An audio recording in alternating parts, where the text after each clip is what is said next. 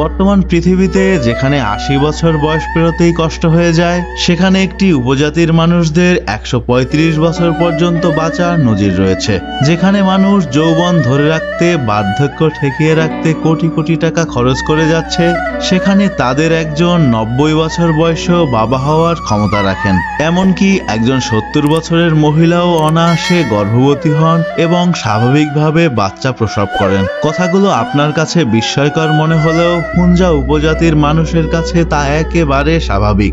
আজকের ভিডিওটি সাজানো হয়েছে হুঞ্জা উপজাতির বিস্ময়কর সব তথ্য নিয়ে, তাই অবশ্যই ভিডিওটি শেষ পর্যন্ত দেখতে থাকুন। পাকিস্তানের অধিকৃত কাশ্মীরের গিলগিত বালুচিস্তান প্রদেশ। এই প্রদেশের উত্তরে হিমালয়, হিন্দুকুশ আর কারাকোরাম পর্বত দিয়ে ঘেরা এক স্বর্গময় উপত্যকা হুঞ্জা উপত্যকা। এখানেই বাস করে একটি রহস্যময় জনগোষ্ঠী হুঞ্জা। ১৯৪৭ সালে ভারত বিভাজনের সময় এই জনগোষ্ঠী ৩ মাস সিদ্ধান্তহীনতায় ছিল তারা কোন দেশের সঙ্গে যুক্ত হবে। শেষ পর্যন্ত তারা পাকিস্তানের সঙ্গে যুক্ত হয়, কিন্তু তাদের জীবনধারা পুরো পাকিস্তান থেকে সম্পূর্ণ ভিন্ন।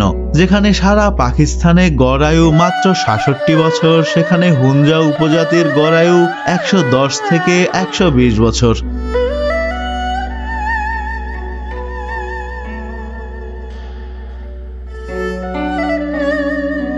এখানে ৮০ বছর বয়সী মানুষ প্রতিদিন ১০ থেকে ১৫ কিলোমিটার পাহাড়ি পথ হাঁটেন। ৪০ কেজি ওজনের জিনিস বইতে পারেন অনায়াসে। তারা দিনে মাত্র ২ বার খায়, ভোরে একবার ভারী খাবার আর সূর্যাস্তের পর হালকা ডিনার। এছাড়া সারাদিন শারীরিক পরিশ্রমই তাদের রুটিন। তাদের খাবার তালিকা খুবই স্বাস্থ্যসম্মত। শুকনো এপ্রিকট, বাদাম, ভুট্টা, সিম, বাজরা, বার্লি, খুব অল্প পরিমাণে দুধ, পনির, ডিম এবং বছরে ১-২ বার ভেড়া বা মুরগির মাংস।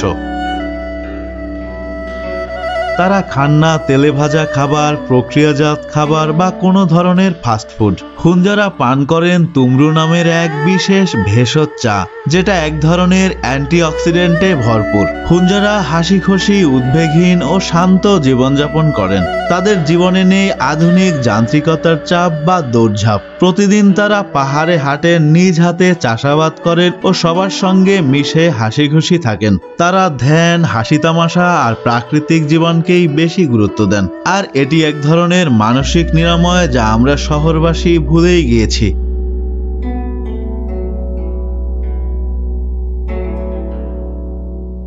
বিজ্ঞানীদের মতে হুঞ্জাদের দীর্ঘ জীবন, ক্যান্সারমুক্ত শরীর ও রোগ প্রতিরোধ ক্ষমতার পেছনের প্রধান কারণ তাদের খাবারে থাকা ভিটামিন B17, দূষণমুক্ত পরিবেশ, প্রাকৃতিক খনিজমুক্ত পানি এবং মনোযোগ ভর্তি চাপমুক্ত জীবনযাপন। আমরা যদি তাদের জীবনধারা থেকে সামান্য কিছু গ্রহণ করতে পারি, তবেই হয়তো বদলে যেতে পারে আমাদের ভবিষ্যৎ। আর ভিডিওটি ভালো লাগলে চ্যানেলটি সাবস্ক্রাইব করতে ভুলবেন না।